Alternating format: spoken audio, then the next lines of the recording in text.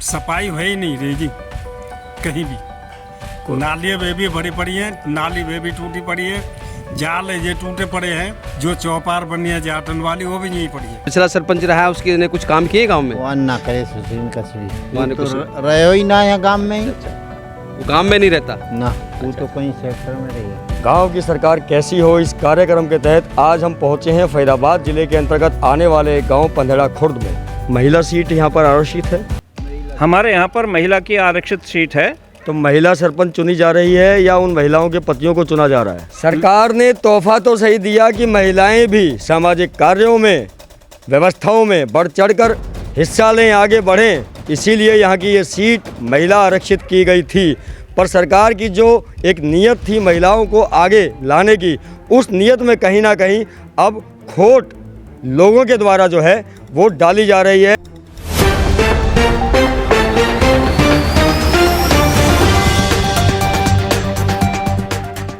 मैं एसएस राठौर, मैं कृष्ण कौशिक। हम पहुंचे हैं आपके गांव जहां पर ग्राम सरकार बनाने की कवायद हो चुकी है। पंधेड़ा खुर्द में अब वो लोग जो सरपंच बनने के लिए उम्मीदवार बने हैं घर घर पहुंच रहे हैं और जनता के हाथ पैर जोड़ते हुए नज़र आ रहे हैं और जनता से ये अपील कर रहे हैं कि वो चुनावों में उन्हें वोट दें। आज खड़े हैं पंधेड़ा खुर्द में। पंधेड़ा खुर्द के ग्रामवासियों से पूछेंगे कि निवर्तमान जो सरपंच रहे उनके कार्यों से कितना खुश हैं, कैसा वो आने वाले समय में अपने लिए सरपंच चुनना चाहते हैं और जो सरपंचों की लिस्ट में खड़े हैं, उम्मीदवारों की लिस्ट में खड़े हैं, क्या उनमें से कोई एक भी व्यक्ति ऐसा है जिसे गांव के व्यक्ति सरपंच बनने के लिए काबिल समझते हों।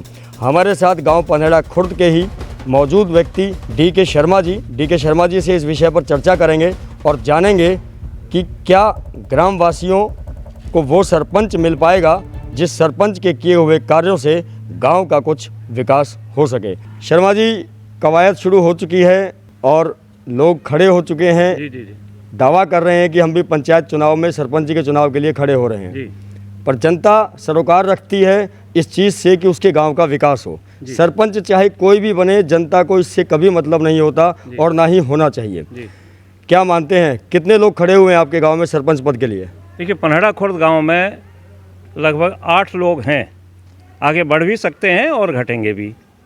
तो ये 8 लोग जो खड़े हैं, ये कुछ तो ऐसे हैं कि ये कहने के लिए कि हम भी सरपंच खड़े हैं या दूसरे की वोट काटने के लिए। महिला सीट यहाँ पर आरक्षित है। हमारे यहाँ पर महिला की आरक्षित सीट है। तो महिला सरपंच चुनी जा रही है या उन महिलाओं के पतियों को चुना जा रहा है?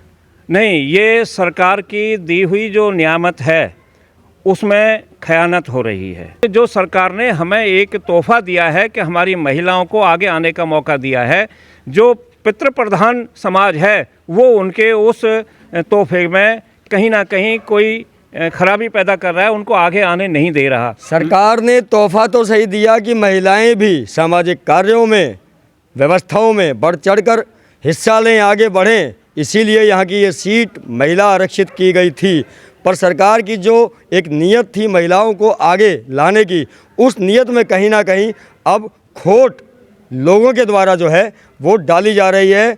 सरपंच अगर महिला बनती है तो महिला सरपंच होने के नाते वो शायद ही गांव में नज़र आए आपको।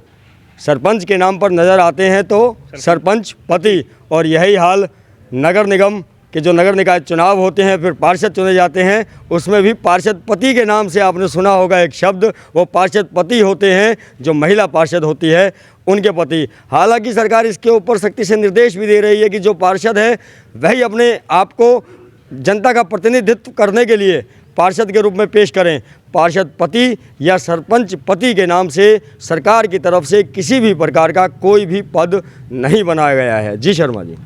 देखिए, राठौर साहब, ये मैं आपको आश्वासन दे सकता हूँ कि हम पूरी तरह से संघर्षरत रहेंगे कि जिन महिलाओं को जो अधिकार दिया गया है वो अगर सरपंच बनती हैं या पंच बनती हैं, हम उनके लिए सतत प्रयासरत रहेंगे कि उन्हीं से हम सामने आएँ, उन्हीं से काम करवाएं और दूसरे जो सरपंच पति हैं वो आम जनता की तरह नीचे बैठें और वो महिला जो उस गांव ने चुनी जाएंगी वो आगे कुर्सी पर बैठें, मंच पर वो रहें और बाकी उनके पति भी आम आदमी की तरह वहाँ पर मौजूद रहें अगर रहना चाहते हैं तो।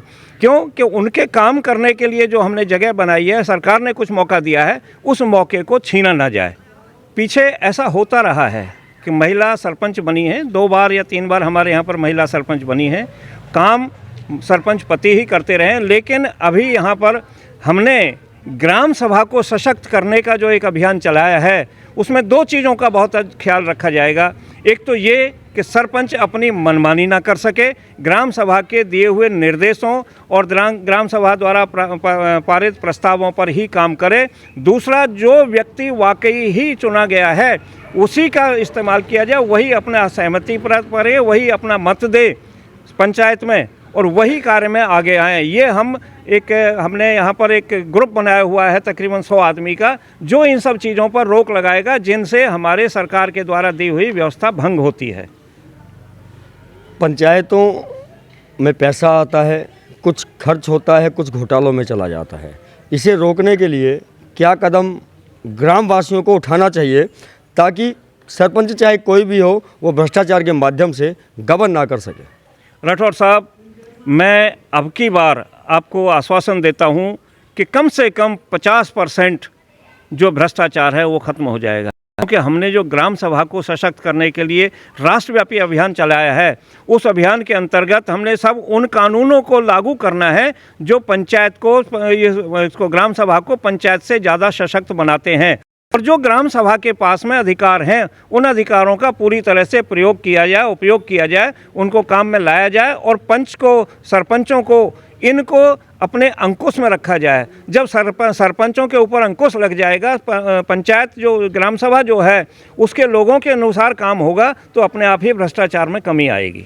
तो जो भ्रष्टाचारी लोग हैं अपने आप को उम्मीदवार के तौर पर पहले पेश करते हैं, लोग उनके झांसे में आ जाते हैं, वोट दे देते हैं जात के नाम पर, बिरादरी के नाम पर, क्षेत्रवाद के नाम पर, और वही लोग फिर बाद में भ्रष्टाचार करते हैं। वो जो भ्रष्टाचार हुआ, उस भ्रष्टाचार के चलते जितने पैसों का गबन हुआ, वो पैसा आपका ही है।